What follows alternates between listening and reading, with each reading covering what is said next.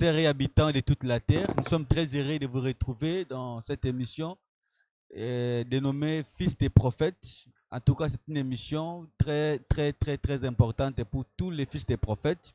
Aujourd'hui, nous sommes avec le docteur Jean-Pierre sur les antennes de votre chaîne préférée face aux alarmes nocturnes. Bonjour, docteur Jean-Pierre Moubenga. Bonjour, journaliste. J'espère que vous allez bien. Oui, nous sommes, par la grâce de Dieu, très bien. Nous vous remercions d'avoir répondu encore une fois à cette invitation dans le cadre des Fils des prophètes. Que Dieu soit loué pour ça et Ouais. qu'il bénisse tous ceux qui vont nous suivre et ceux qui sont avec nous ici, au nom de Jésus. Voilà, avec vous, docteur Jean-Pierre Moubenga, nous allons parler des 4 aspects de l'évangile éternel. Mais avant d'entrer dans les bains de l'émission, je ne sais pas si vous avez un mot à vous adresser aux téléspectateurs. Bon, je dis simplement que les enfants de Dieu, que ce soit dans de nos assemblées, de nos églises ou d'ailleurs, il faut qu'ils prennent rendez-vous avec nous dans cette tranche également, puisque il est nécessaire qu'ils aient des précisions sur les enseignements que nous sommes en train de donner, parce qu'ici, c'est vraiment un encadrement, premièrement au ministère, s'il y a des gens qui se sentent appelés au ministère, et puis pour tous les enfants de Dieu, parce que c'est la parole de Dieu. Voilà ce que je peux dire. Je demanderai aux uns et aux autres d'aimer ces émissions et de s'abonner à cette chaîne qui est face aux alarmes nocturnes. Que Dieu les bénisse. Voilà, merci beaucoup. Fidèles téléspectateurs, comme vous avez suivi, c'est une émission Fils des prophètes. Sur ce plateau, nous ne sommes pas seulement avec le docteur Jean-Pierre, mais nous avons aussi les fils des prophètes qui sont venus pour apprendre, mais aussi poser certaines questions pour avoir des lumières. Je m'en vais saluer tout fils des prophètes qui est sur le plateau. Il se présente, il dit son nom et puis il salue aussi les fidèles téléspectateurs. Bonjour, mon frère. Bonjour. Vous donnez votre nom et vous saluez les fidèles téléspectateurs. Et je me présente au nom de Fabrice Maëlé. Je suis l'un des membres de Fils des prophètes et je salue à tout le monde qui vont nous écouter. Voilà, merci beaucoup. Vous passez le micro au suivant. Bonjour, mon frère. Oui, bonjour. Présentez-vous devant les fidèles téléspectateurs. Je me nomme le frère Jérémy Kaoulou. Oui.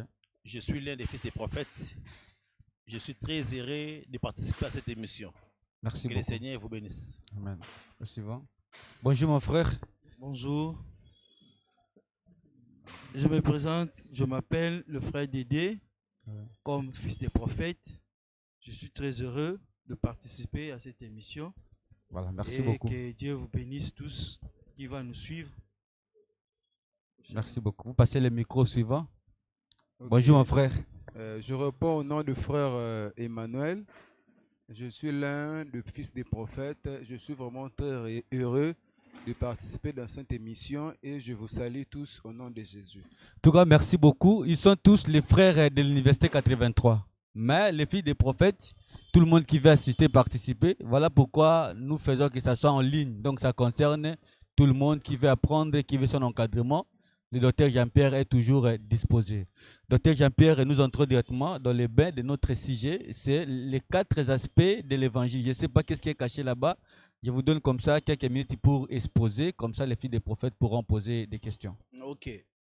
Donc, c'est un sous-thème qu'on avait déjà commencé. Normalement, nous sommes en train de présenter ce que c'est que l'évangile. L'évangile, selon Paul, il a montré à travers le livre des Galates, chapitre 1er, qu'il n'y a qu'un seul évangile. Il n'y en a pas 2, il n'y en a point 3. Et l'évangile, dans sa substance, elle est la pensée de Dieu. La pensée de Dieu. Il suffit de combiner Proverbe chapitre 20, verset 5. Prendre même Jean, d'abord Proverbe chapitre 25, verset 25. Et puis Jean chapitre 4, là où on voit la femme samaritaine s'approcher de Jésus. Ils étaient autour, près du puits de Jacob. Et là, Jésus a demandé à la femme de l'eau. Et Jésus lui dira, si tu le savais, tu allais me demander moi de l'eau. Et l'eau que je te donnerai, il a qualifié cette eau-là. Parce que Jésus était capable de puiser cette eau. Mais là, la question ou l'inquiétude de cette femme nous interpelle. La femme dit, papa, moi je vois que tu n'as même pas quelque chose pour puiser dans ce puits. Et la femme confirme que ce puits-là était profond. Alors que l'Ecclésiaste avait déjà dit que ce qui est profond, c'est ce qui est lointain. Ce qui est loin. C'est ce qui est profond. Alors, lorsque la femme disait que le puits est profond, peut-être elle ne comprenait pas qu'elle disait que l'eau qui était dans ce puits-là, c'était de l'eau qui devait venir d'un pays lointain ou d'une terre lointaine. Et c'est ce que Proverbe, chapitre 25, verset 25, confirme en disant que la bonne nouvelle, l'évangile éternel, c'est vraiment comparable à de l'eau qui vient d'une terre lointaine et qui est destinée à une personne qui est fatiguée. Alors, c'est donc pour dire que l'évangile, dans sa substance, même si on peut la représenter par l'eau, Proverbe chapitre 20, verset 5 explique que cette eau-là, c'est une pensée, ce sont des desseins. Et les desseins sont les réflexions, le programme, les pensées programmées de Dieu. Et c'est ça la substance évangile. Et nous disons que cet évangile, puisque c'est la pensée de quelqu'un, pour connaître la pensée de quelqu'un, il faut solliciter la personne. Parce que une pensée, c'est quelque chose qui est caché dans le cœur de quelqu'un. Et là, nous disons que, puisqu'ici c'est la pensée de Dieu, c'est que ça se trouve dans le cœur même de Dieu. Mais Proverbe 20 a dit, il n'y a qu'une seule personne qui peut toucher cette pensée, qui peut puiser. Et là, il confirme que le cœur de Dieu lui-même aussi, c'est un puits. Voilà pourquoi nous comprenons que lorsque cette femme parlait, elle voulait dire que Jésus, selon elle comprenait que Jésus était incapable, n'est-ce pas, de puiser dans le cœur de Dieu. Alors que Jésus c'était le bras de Dieu qui était venu pour puiser dans le cœur de Dieu.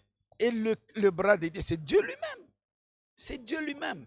Donc, personne alors. Et ici, je donne 10 à Paul dans 1 Corinthiens chapitre 2, dans le verset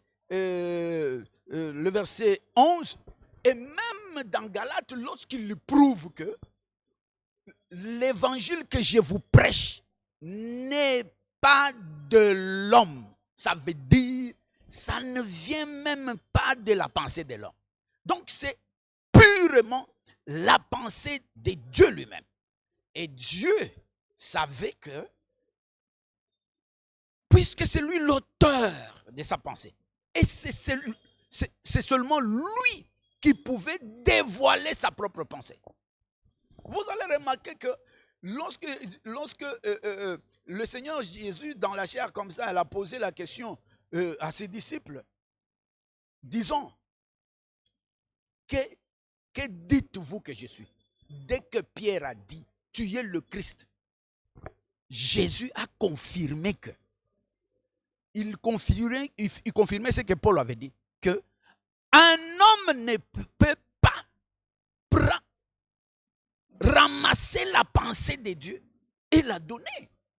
Jésus a dit, ce n'est pas la chair ni le sang, c'est pas toi, c'est mon Père. Vous comprenez que la seule personne qui peut dévoiler la pensée de Dieu, c'est lui-même Dieu. Et là où Dieu n'est pas là, et ici je dis, même si on parle du ministère, Paul l'a dit dans le livre de Romains, je crois chapitre 10, lorsqu'il montre que comment ces gens pourront-ils parler ou prêcher si ils ne sont pas envoyés, c'est-à-dire mandatés.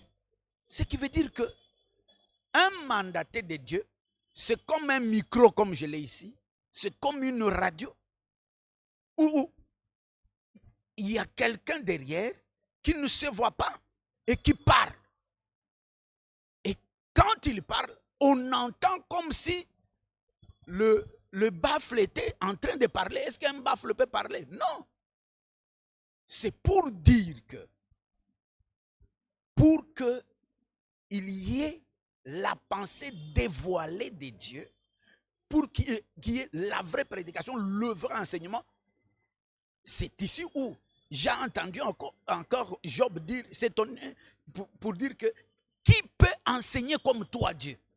Donc, Dieu, c'est le meilleur enseignant. Lorsqu'il n'est pas là, ce que les hommes disent, ce sont les pensées humaines qui ne peuvent rien donner et qui ne peuvent rien transformer. Voilà pourquoi nous avons présenté l'évangile dans ce sens-là et nous avons dit que cet évangile, en le prêchant, on doit respecter certaines normes, notamment l'importance du chiffre 2. Nous avons parlé du chiffre 2 et même virgule 3 pour dire que puisque c'est un évangile vrai, il doit se prêcher à la loi et au témoignage. Et en quittant cela, d'ailleurs, c'était une question qui nous était posée, pourquoi 3? Le 3, parce que Moïse avait dit, sur la déposition de 2 ou 3 témoins, on peut prouver que la chose est vraie. Le monsieur, notre bien-aimé, Pharaon, en son temps, il a dit, on lui a donné l'interprétation par Joseph en disant que tu as vu la chose s'est répétée parce que ça montre que Dieu confirme cette chose-là. Il a arrêté ça, ça doit s'accomplir. Ça, tout ça, c'est le mystère du chiffre 2. Et le troisième, par rapport à la déclaration de Moïse, c'est aussi pour parler de la dernière instance dans le parler. Le Père peut parler, le Fils peut parler, mais lorsque le Saint-Esprit parle, c'est lui le troisième, il est le dernier. C'est là où on dit que lorsqu'on blasphème contre le Saint-Esprit, c'est-à-dire la dernière instance dans le parler de Dieu, il n'y aura plus de possibilité de se rattraper. On dit que le blasphème contre le Saint-Esprit n'a pas de pardon. Et aujourd'hui, nous voulons compléter ce que nous avons dit sur le chiffre 4, là où nous situons les aspects de cet évangile. Un seul évangile, mais qui a 4 aspects. Ces aspects sont aussi des faces. Ézéchiel chapitre 10 en parle. Donc, ce sont des aspects. Nous avions basé ça principalement dans Job plutôt. C'est Job chapitre 11. Chapitre 11, à partir du verset 5, 6, vous continuez jusqu'au verset 9, vous trouverez que on en parle aussi comme étant les mesures. Les mesures. Donc, Dieu qui est sans mesure, parce que Jésus avait reçu l'Esprit sans mesure. Mais pour qu'il soit compris des hommes, il s'est simplifié jusqu'à se donner des mesures. Ces mesures sont 4. Et ça s'appelle aussi des aspects ou des facettes. C'est ce que on appelle couramment les êtres vivants. Les êtres vivants sont des faces qui sont représentées ou qui représentent, n'est-ce pas, des formes que nous pouvons évoquer ici. Mais je voudrais qu'on nous lise 1 Corinthiens chapitre 14, le verset 6. Je voudrais me baser sur cela pour que nous puissions avancer. 1 Corinthiens chapitre 14, le verset 6. 1 Corinthiens chapitre 14, Le verset 6. 16e verset, nous lisons au nom de Jésus-Christ. Amen. Et maintenant, frères, de quelle utilité vous serais-je si je venais en vous parlant en langue et si je ne vous parlais pas par révélation? Attends, tu vas continuer. Il y a beaucoup de gens qui ne tiennent pas compte de ça lorsqu'ils sont en train de parler ou de prêcher. Ce sont des erreurs graves. Parce que d'après Job, on ne peut pas parvenir à la connaissance parfaite si on ne tient pas compte de ces aspects. On n'y arrivera pas. Il faut seulement considérer ce texte-là de Job pour comprendre que c'est impérieux qu'un prédicateur, en parlant, qu'il puisse tenir compte de ces aspects-là. Autrement, il serait superficiel. Or, l'enlèvement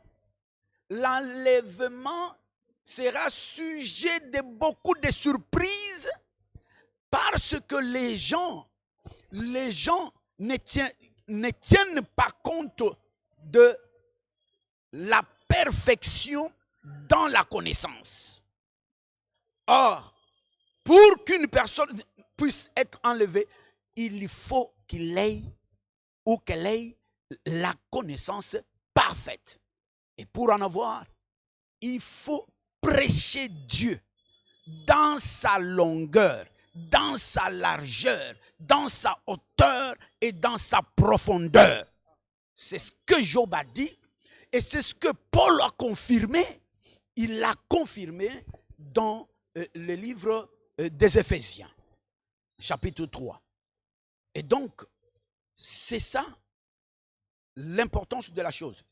Et ici, j'ai dit aux frères d'arrêter pour que nous puissions comprendre avec vous tous que Paul dit, de quelle utilité serais-je si je ne tiens pas compte de ces aspects?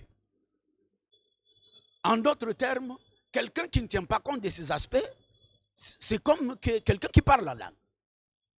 Il parle d'une manière confuse. Alors, vous allez remarquer que Paul lui-même dit, lorsque je viens tenant compte de ces aspects-là, c'est que je vous serai utile.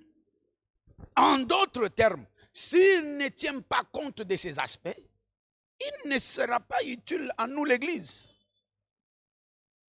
Il ne sera pas utile à nous l'Église. Voilà pourquoi je demande, j'ai d'abord souligné ça, et je demande à ce qu'on continue la lecture.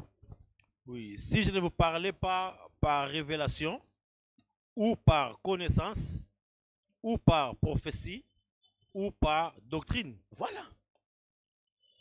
C'est cette question qui nous fait comprendre ces choses que, oui, partout où Paul passait, il devait tenir compte du parler, soit par révélation, soit par doctrine, soit par prophétie, et soit par connaissance. Et s'il ne tenait pas compte de ça, c'est qu'il serait inutile. Là, j'interpelle les prédicateurs et je nous interpelle que nous devons tenir compte de ces aspects. Nous avons dit que ce n'est pas à dire que quand je dirais il faut que je tienne compte par exemple de la prophétie, ça veut dire que ma prédication du début à la fin sera prophétie, prophétie, prophétie. Donc on va d'abord parler, donner l'essence de tout ça. Mais l'une ou l'un des principes de base de ces choses, c'est-à-dire de ces aspects, nous l'avions déclaré la fois passée, disons que il faut que celui qui tient compte de ça sache que ces aspects sont tellement compénétrés qu'elles ne se séparent pas. Cela veut dire quoi? D'abord, l'image que nous avons prise, c'est l'image combinée d'Apocalypse chapitre 4 d'avec Ézéchiel chapitre 1er et Ézéchiel chapitre 10. Lorsque nous combinons, nous trouvons que Jean dit, il y eut un premier être vivant, un deuxième, un troisième, un quatrième être vivant. Il a situé ça. C'est ce que déjà Moïse avait prophétisé. Depuis Genèse chapitre 2, lorsqu'il parlait de l'évangile, il en a parlé aussi comme étant de l'eau. Il en a appelé, c'est un fleuve qui sortait d'Éden et qui devait se... Mais comment tu peux changer ces choses, mon frère? Et qui devait se séparer pour parvenir à arroser, pour faire parvenir à la connaissance parfaite. Il faut nécessairement cela. Et ici, l'écriture est claire. Il dit, il y eut un premier bras, un deuxième bras, un troisième, un quatrième bras. Ces bras sont exactement ce que Jean parle. Et nous prenons Jean. Nous disons à Jean. Jean voit le premier. Il dit, c'est un lion.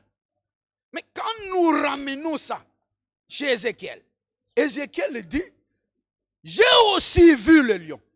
Mais curieusement, le lion que j'ai vu, quand j'ai fait attention à ses côtés, j'ai vu que le même lion était aussi un veau.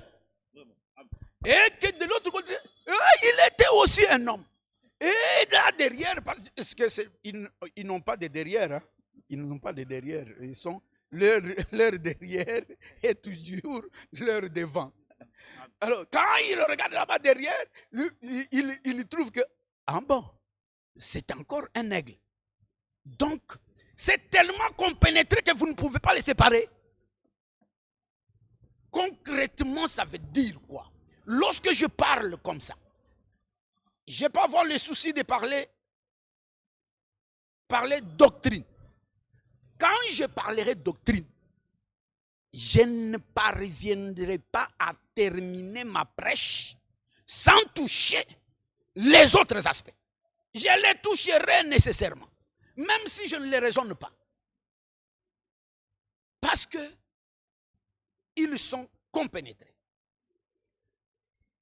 Ce phénomène aspect dans la prêche qui est compénétration, c'est le même phénomène aussi avec le ministère. Le ministère, c'est un seul ministère. C'est une seule personne. Mais cette personne de Jésus, qui est ministère, qui a cinq manières de parler, le ministère là, s'il est dans un homme, par exemple comme évangéliste, cette personne qui est évangéliste, lorsqu'il se retrouve quelque part seul et qui est nécessité de la prophétie, l'évangéliste là parlera prophétie là-bas. Et si l'évangéliste ne comprend pas que l'évangéliste qui est à moi, parce que l'évangéliste dont nous parlons, en réalité, c'est que la personne que nous voyons de l'extérieur n'est en réalité pas l'évangéliste. Il est comme l'évangéliste. Et la base de ce comme qu'a vu Paul lorsqu'il le répète au niveau d'Éphésiens chapitre 4, verset 11. Il l'a d'abord vu dans Ecclésiaste chapitre 8, verset 1er. Pour parler de l'homme sage, de l'Ecclésiaste premier qui dit, qui est comme l'homme sage. Parce que Romains chapitre 15, je crois le dernier verset, confirme que il n'y a qu'une seule personne sage, c'est Dieu. Il dit, Dieu, seul sage. C'est Dieu lui-même qui est sage. Et l'écriture d'Ecclésiaste dit, l'homme sage qui est Dieu, il a fait des hommes comme lui sages. Et les hommes qui sont comme sages, c'est l'évangéliste, les docteurs, les pasteurs, les tout. Ce sont des comme. Veuillez chuter, docteur. Donc, il me demande de chuter. Est-ce qu'il y a des questions? Ok, voilà, parce qu'il y a des questions. Et donc, nous disons que je vais arrêter un peu parce qu'on n'est pas trop pressé et on continuera prochainement. Alors, on dit que c'est la compénétration, ce qui fait que un ministre qui ne comprend pas, lorsqu'il va quelque part et il trouve que la prophétie se manifeste, les gens l'appellent prophète. Quand il revient de la mission, il dit, ah, je ne suis plus évangéliste, je deviens prophète. C'est un manque de connaissance ou une insuffisance de connaissance. Je ferme cette parenthèse pour dire que de manière synthétique, attendant peut-être des questions, que ce qu'on vient de nous lire, on nous a lu la révélation, la prophétie, la connaissance et la doctrine.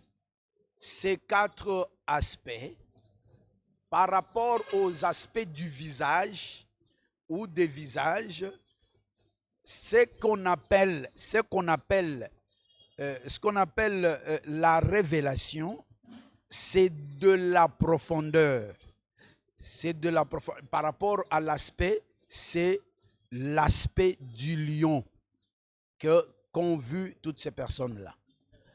Et lorsqu'on parle de la prophétie, c'est l'aspect aigle.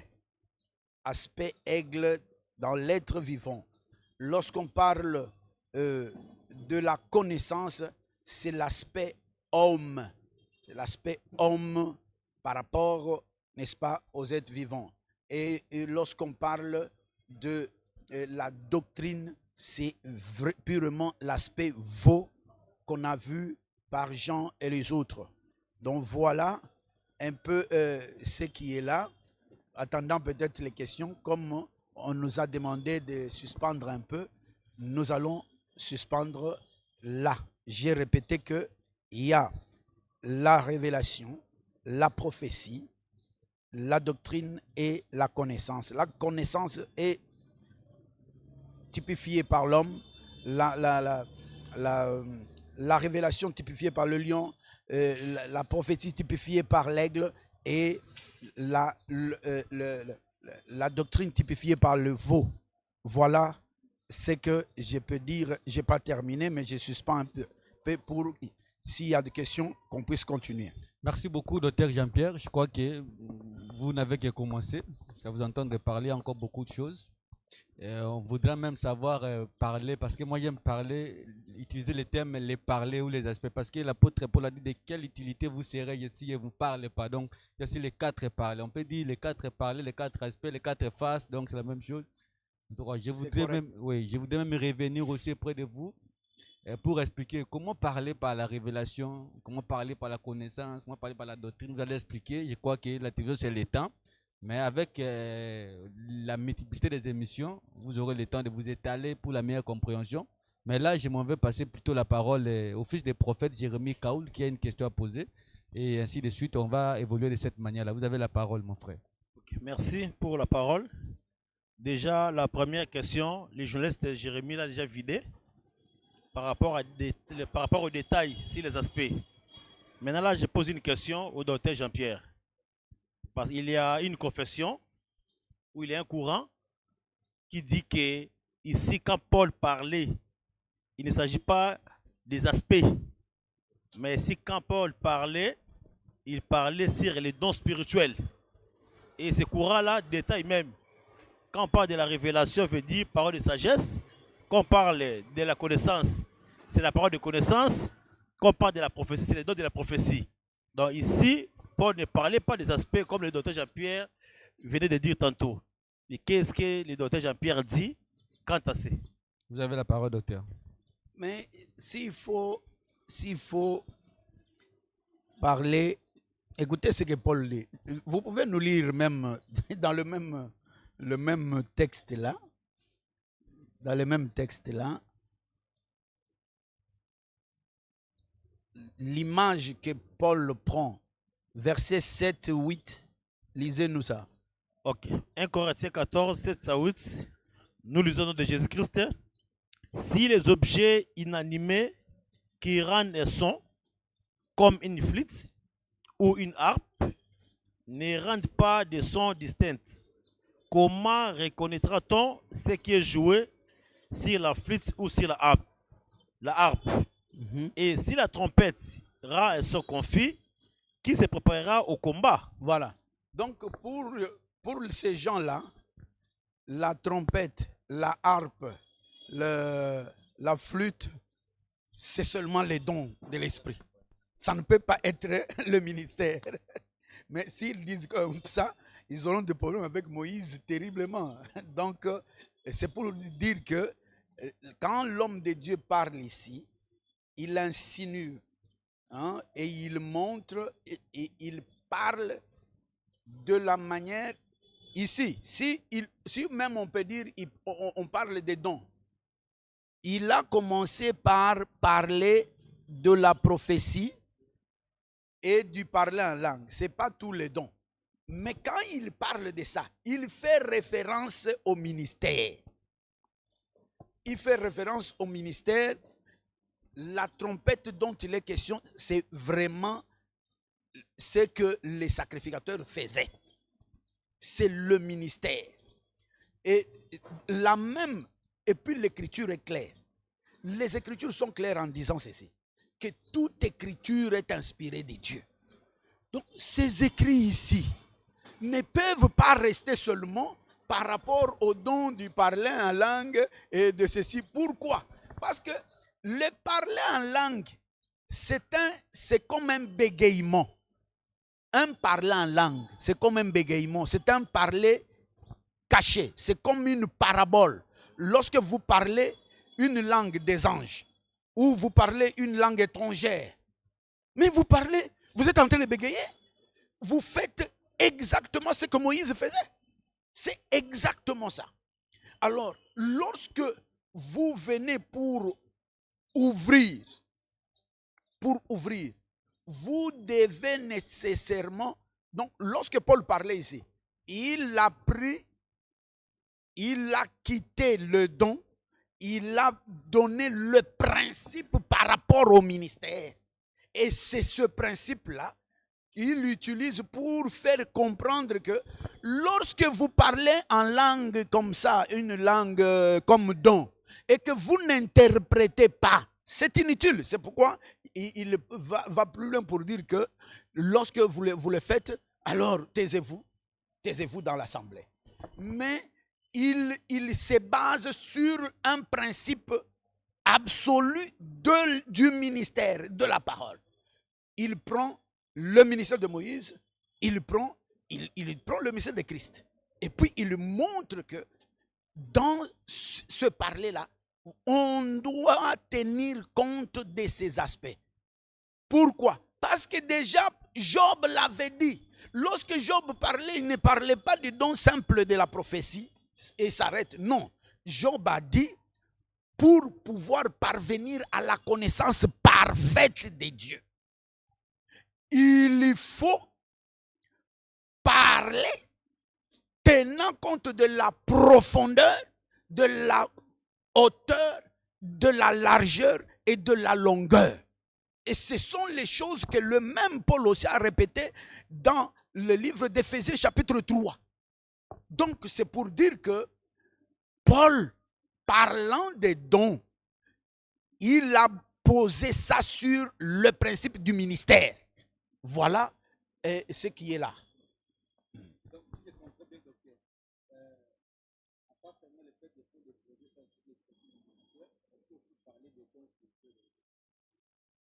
Oui, dans le don spirituel, il compare seulement deux dons.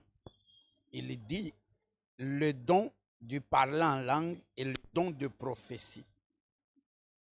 C'est là où il pose la révélation. Le don de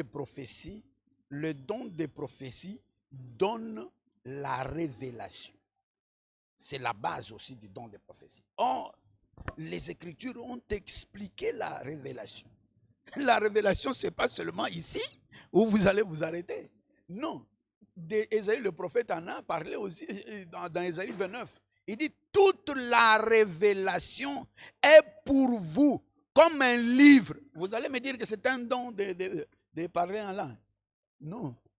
C'est tout un livre qui est fermé et qu'on doit ouvrir. Là, on va directement chez Moïse avec Jésus. Fini, terminé. C'est ça la base.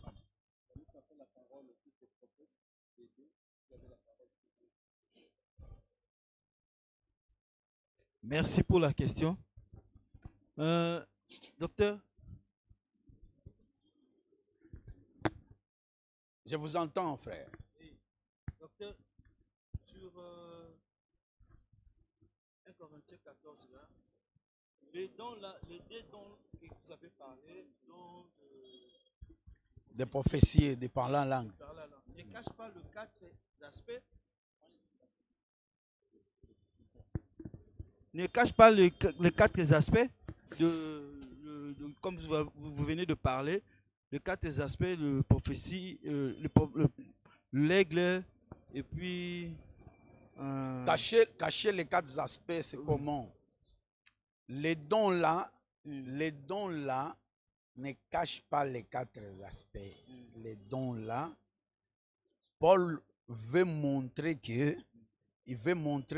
l'importance de la révélation, c'est-à-dire l'importance de parler clairement. L'importance de parler clairement que l'importance de parler caché. Voyez-vous? Alors, c'est pourquoi il a inséré ça dans le principe ministériel. Le principe, c'est pourquoi il parle de la trompette, il parle de la flûte, de toutes ces choses-là, de la harpe. La harpe que jouait David, ce n'était pas un simple don de la prophétie ou un simple don de quoi? Une harpe qui délivrait le possédé. Non, ça c'est le principe du ministère. C'est le principe du ministère. Voilà ce que je peux dire là-dessus. Je ne sais pas si... Docteur, sur les 4 aspects-là, qu'est-ce qui vous prouve que la révélation, c'est le lion ou c'est pas la doctrine? Puisque d'autres vents parlent que la doctrine, c'est ça, le lion. Et puis la révélation, c'est le aigle, c'est ainsi de suite. Ok. Je crois que il n'y a pas vraiment de temps. Je vais dire quelque chose, mais je dois y revenir parce que c'est là où on doit exploiter beaucoup d'écritures pour se faire comprendre. Mais puisque vous êtes fils de prophètes, les fils de prophètes, ce sont des gens avertis. Ce sont des gens qui lisent les écritures avant. Vous pouvez comprendre que lorsqu'on parle du lion, on voit aussi l'environnement du lion. Lorsqu'on voit l'aigle, on parle de l'aigle, on voit l'environnement de l'aigle. Lorsqu'on parle de l'homme, on voit l'environnement de l'homme. Lorsqu'on parle du veau, on voit son environnement. Prenons par exemple le veau. Le veau, ce n'est pas un animal de loin. C'est un animal qui reste avec l'homme comme ça. C'est un animal de la maison. Hein? Et lorsqu'on parle du lion, c'est ce qui est éloigné. Oh, non seulement peur, je prends tous les aspects là. Donc ce qui est éloigné, déjà, Ecclésiaste l'a dit. Ce qui est éloigné, c'est ce qui est profond. Ah bon? Tu vois? Ce qui est éloigné là, c'est ce qui est profond. Donc la profondeur, c'est ça là, le lion, c'est-à-dire la révélation. Et puis le lion ne dort pas ou ne reste pas là-bas sur le bois, dans les airs. Le lion ne va pas dans les airs. Le lion, son habitation, c'est ce qu'on appelle la tanière. Une tanière, comme a parlé, c'est quel prophète? Amos. La tanière, là, c'est un puits. C'est pour avoir une tanière, on doit creuser. C'est là où on voit clairement que le lion, il représente la profondeur, le creuser, le fait d'aller dans la profondeur. Différemment de l'aigle qui, il peut être ici, mais son environnement, c'est que l'aigle monte. C'est ce que les Écritures disent. Or lorsqu'on monte, lorsqu'on collabore avec Job, par exemple, il vous parlera de la hauteur. La hauteur, c'est lorsqu'on monte. Or, l'animal qui monte, c'est l'aigle. Et l'aigle représente cet aspect-là. Prochainement, on en parlera très clairement. Cet aspect-là de la hauteur. Lorsqu'on est dans la hauteur, on voit, c'est comme ça que l'aigle voit, hein, il voit de loin les choses. Il est aussi éloigné, hein, mais dans la hauteur, pas dans la profondeur comme le lion. Lui, il est aussi éloigné, mais dans la hauteur. C'est là où il prend l'aspect qu'on peut appeler le plan. Les gens, même si nous allons dans des usages des hommes, nous allons trouver les gens là qui nous font des cartes. Tu ne vas pas creuser pour avoir la carte de la République. Pour avoir la carte, tu dois monter là-bas. Tu dois être un aigle. Tu vas là-bas. C'est là où tu peux voir maintenant l'aspect général qu'on peut appeler un plan, un dessin. On y reviendra avec le temps. Et les autres choses, l'homme, c'est comme l'Écriture dit que l'homme est devenu par quoi? Par la connaissance. Donc l'homme, c'est vraiment la connaissance. C'est vraiment la connaissance d'une manière simple. Et puis le veau. Pourquoi le veau? C'est la doctrine. Parce que la doctrine, c'est comme un sacrifice. Et la doctrine, c'est vraiment un sacrifice. La doctrine ne s'aménage pas. C'est tout un esprit de sacrifice. Je vais arrêter là et on y reviendra. C'était les fils des prophètes, votre émission préférée qui vous donne beaucoup plus de connaissances. En tout cas, on a suivi le docteur Jean-Pierre. Nous sommes pratiquement à la fin de cette émission. Nous remercions les fils des prophètes qui étaient là. Ils ont posé des questions. Et vous aussi qui nous suivez en ligne. Nous sommes pratiquement à la fin de l'émission. Mais docteur Jean-Pierre, pour la personne qui vous suit maintenant, en 1 minute seulement, qu'est-ce qui peut retenir? En 1 minute. Je dis simplement que l'évangile étant un, mais il se prêche suivant ces 4 parlers-là. La profondeur ou la révélation, la hauteur ou la prophétie, on en parlera. La longueur ou la connaissance et puis la largeur ou la doctrine. On doit respecter ces choses-là pour qu'on parvienne à une connaissance parfaite telle que le dit Job 11 et Éphésiens chapitre 3. Que le Seigneur vous bénisse. Que le Seigneur vous bénisse. Posez vos questions sous forme de commentaires et le docteur pourra répondre prochainement. Il a promis de s'étaler, de bien pouvoir expliquer cette pensée qu'il est en train de parler des 4 aspects ou les 4 parler de l'évangile. Nous remercions l'équipe technique qui était derrière la caméra. Nous voyons Didier Ngwamash et Johanna. Nous remercions aussi les frères Zoé qui étaient là présents en train de suivre l'émission en live. En tout cas, pour la suite, nous vous disons bye et à la prochaine. Merci beaucoup.